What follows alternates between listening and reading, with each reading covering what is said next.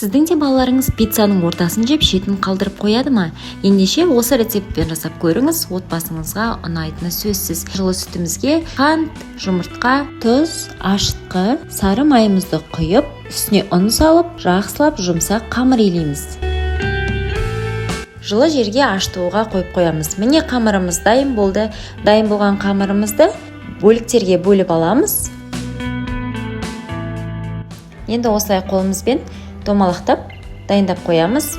Және де шетінен оқтаудың көмегіменен жайып, ортасына сырымызды салып, пирожкидің формасын береміз.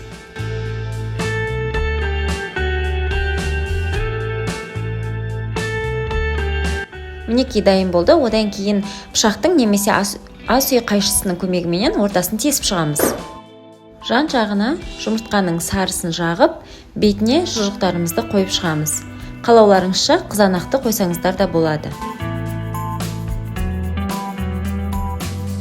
Дайын болған пиццамызды алдын ала 200 градуста қыздырылған пешімізге салып, 20 минутта пісіріп алдым. Вау, нәтижесінде түрі де өте әдемі, әрі бір шайда тез желініп қалатын осындай күшті мини пиццалар дайын болды. Сіздер де жасап көріңіздер. Менімен бірге болғандарыңызға рахмет.